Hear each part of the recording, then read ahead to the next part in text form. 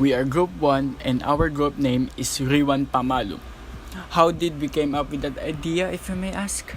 Rejuanpamala is made of the first two letters of our name and then we merge it to be one full name. So, we are here to give you knowledge on our very own communication model which we call rejuanpamala's communication model. The rejuanpamala's communication model is a model that can be applied in all forms of communication. This can either be verbal or non-verbal, and it also covers communication through texting, writing, and even sign language. This model is versatile and can be used in any medium communication. The model starts with the speaker. This speaker can either be someone you talk to up front or someone you speak to that is located far away from you. Both parties must have a clear connection when it comes to communicating so that any form of disruption or distraction can be avoided, like internet disconnection, cut phone calls, and many more. This speaker then relays the next part of the model, which is what we call message. This consists of all the information that the speaker wants to convey to its recipient or listener. It can either be thoughts, feelings, ideas, or suggestions that the speaker wants the listener to have knowledge on. Medium of communication reaches the recipient or what we call listener. This is the person that the speaker interacts with through any medium of communication.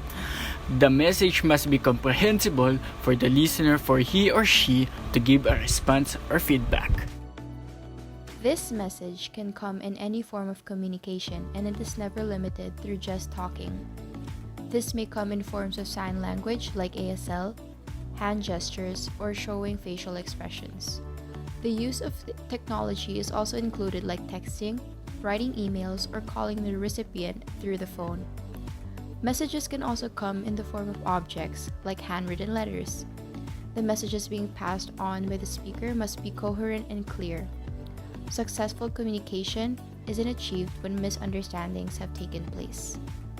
Lastly, after translating the message, which is done by the listener then starts to give his or her feedback or response to the speaker.